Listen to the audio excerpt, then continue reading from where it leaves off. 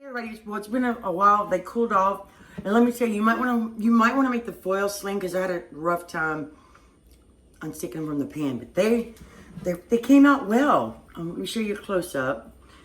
There's plenty of crust. There's not too much filling, and it's ultra nutty like I said. But I'm glad I stuck with the 3 cups. Let me take a little bite here because I didn't eat supper yet, so I'm gonna try to film that next.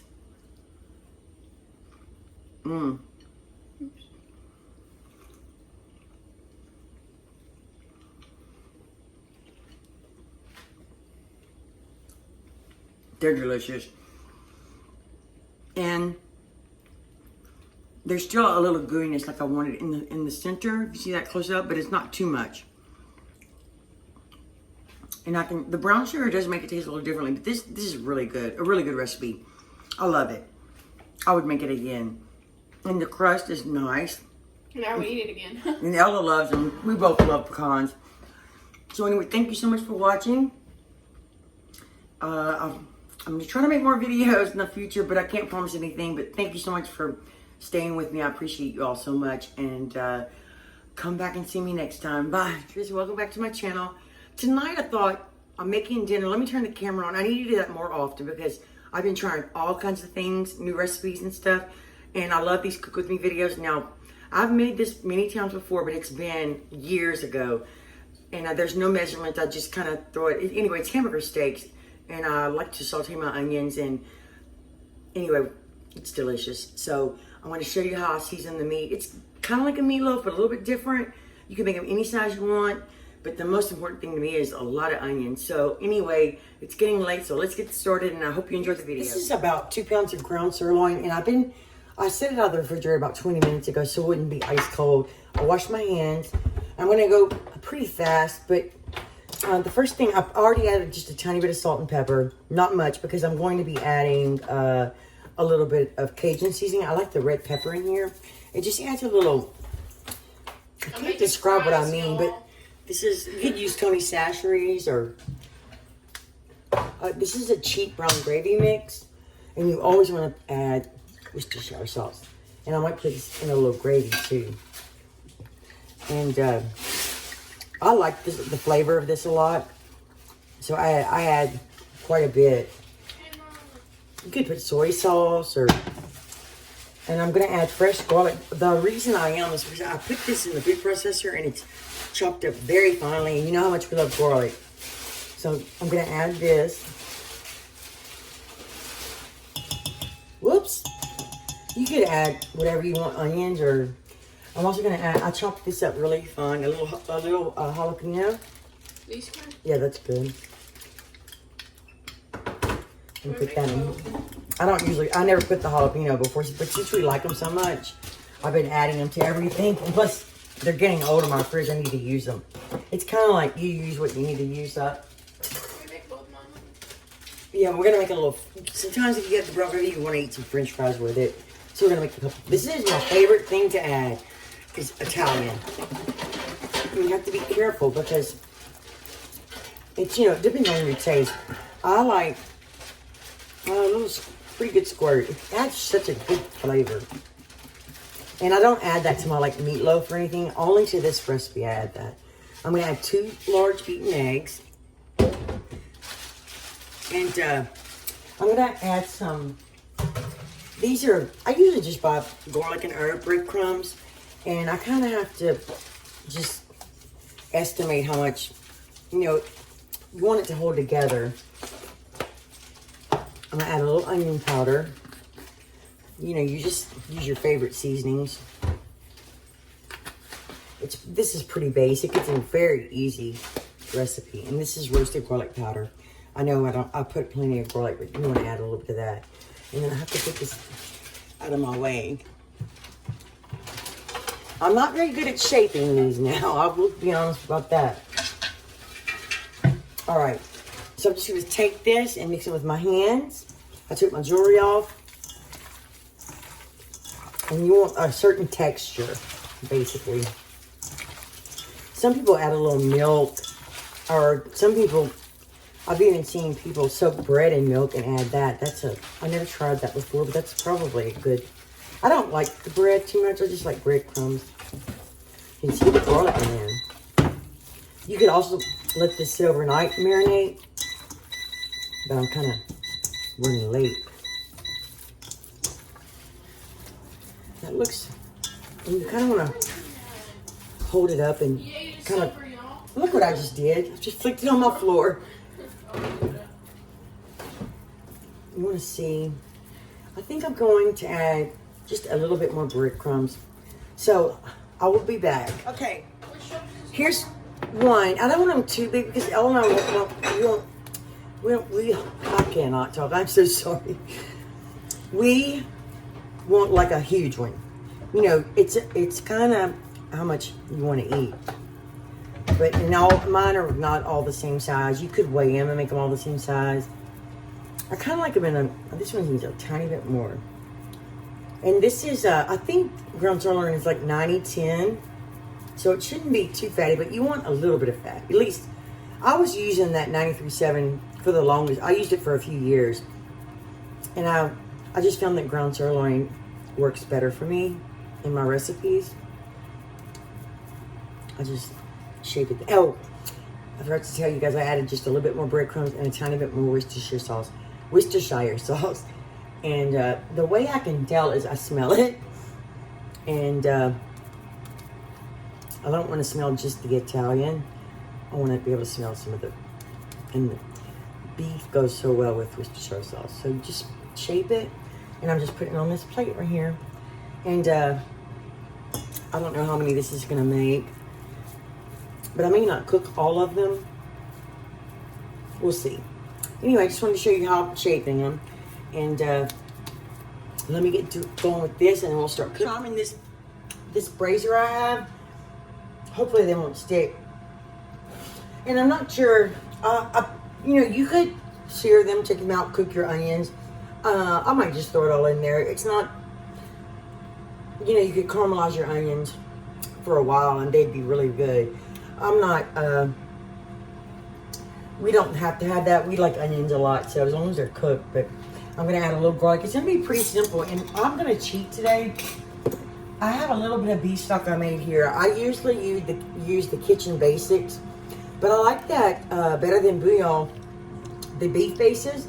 So I may use this, or I may use one of these. This is what I used to use, and it was so good. But it's a lot of sodium, so you have to be careful. So I'm heating my pan. This pan is quite big, and you can see this burner is quite large too. So this is really the one I have to cook it on. And you're not supposed to use metal on them. So I have to try to figure out how I'm going to flip them because I don't like the plastic spatula I have. So I may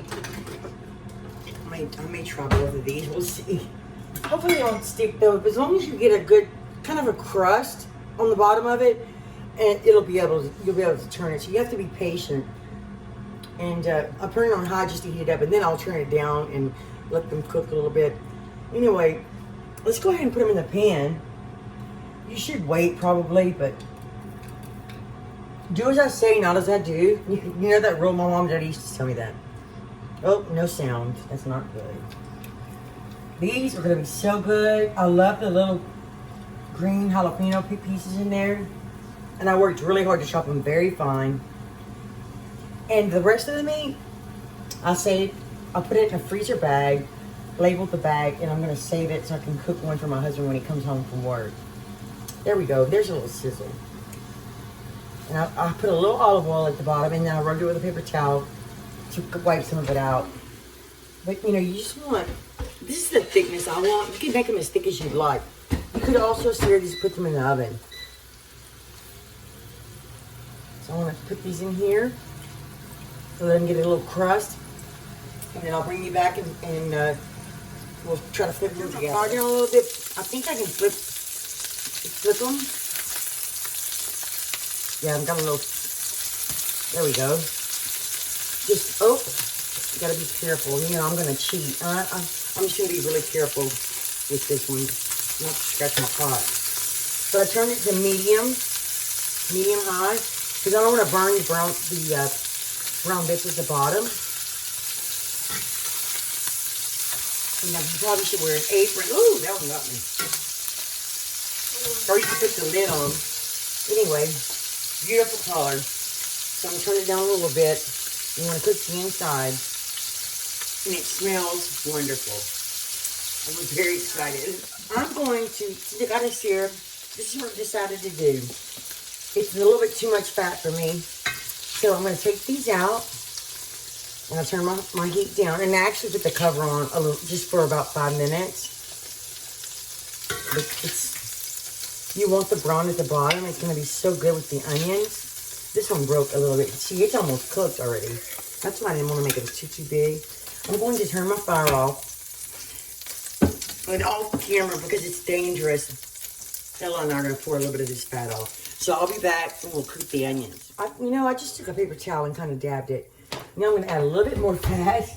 I'm going to add just a tiny bit of butter because that makes the onions really delicious. Okay. And you want to deglaze it, you can, but I'm going to see if the onions will do it. This is one yellow onion, and I chopped it in half, and then I chopped it as thinly as I could. I'm not the best at it, but I took my time and I made thin slices. And, I like to use purple onion a lot. For this recipe, I wanted the Spanish onion. I want a little bit stronger onion flavor instead of the sweet. I chose to use this one today.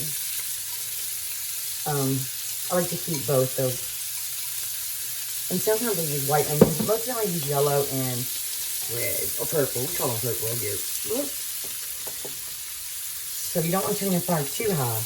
You want the onions to cook a little bit. Now I'm going to work out my wooden spoon. I'm just going to get it all going. And you want to take your time a little bit with the onions. And if you see it's getting too brown, just add a little bit of liquid to it. A little bit of beef stock or water. I may have to do that.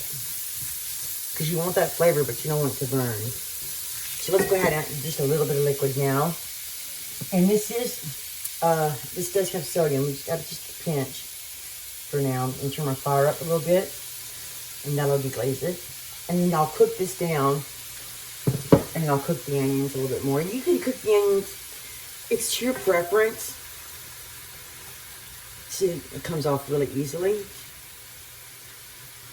So I'm going to cook this liquid out. And then try to brown my onions a little bit. And then instead of making this video so long, I'll just show you each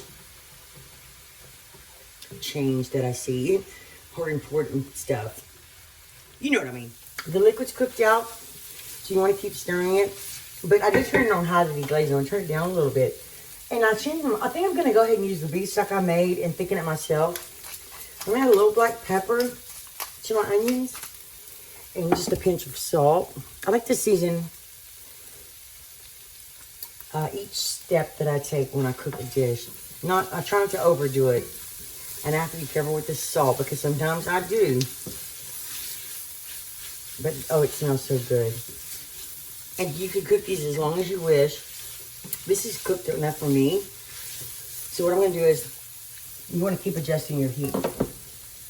And I put about a teaspoon and a half of the better than bouillon here. So you kind of, it's as much gravy as you'd like, really. And I'm gonna, and I'm so sorry I added about a teaspoon and a half of the minced garlic in here as well. So I like to pour a little bit at a time and kind of clean my pot a little bit. I haven't eaten this in so long. You could also eat this with rice or nothing. I like cheese on my hamburger steak too. I went gross, but it's so good. Oh, mashed potatoes also you could eat this with. For sure. I'm going to add all of this. And I'm going to put my meat back in. Oh, look. Some of it didn't get dissolved. And I won't be adding any more salt to this. I may add a dash of Worcestershire sauce. Please don't make fun of me. That's just how I say it. Yeah, the southern drawl. Okay, I like to add a little bit more black pepper. I'm going to put my hamburger steaks back in. And they won't take long at all. Just slide them in. And I'm going to put the juice in here too. I'm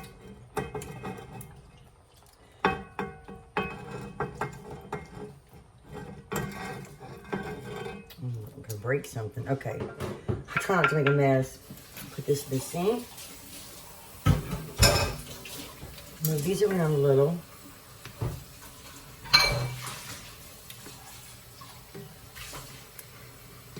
So I think what I'm going to do is turn this to like medium, put the lid on it and let it cook just for a little while, and then we'll thicken it up. This is the gravy and it's good. I added a little Worcestershire sauce, and this is just a little bit of cornstarch and water, probably about a tablespoon of cornstarch. And I turn my fire a little bit lower because I don't want it to burn once it thickens. But I think that the hamburger steak's cooked. And you could also cook them medium or medium well, you know, however you like it. I like mine fully cooked. And I also like cheese on mine. So let's add a little bit of this.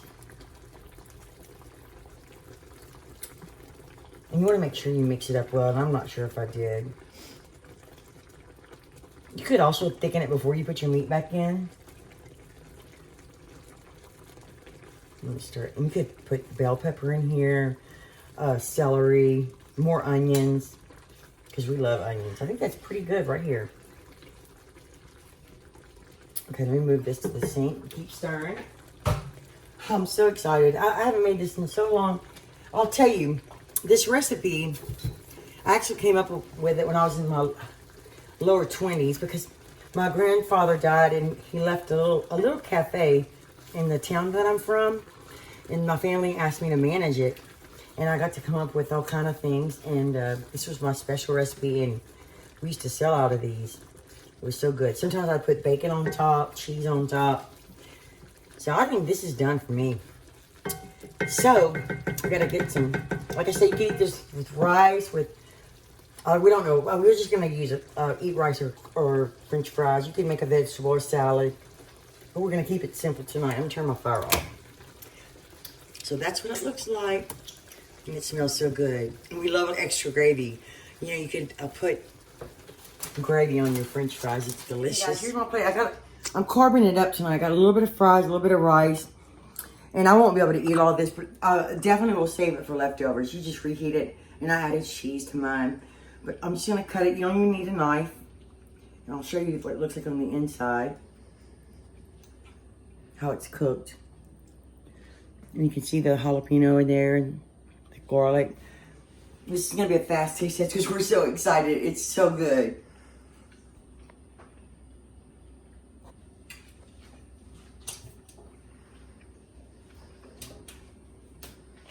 Mmm. Delicious. So good. And the fries like this are the best.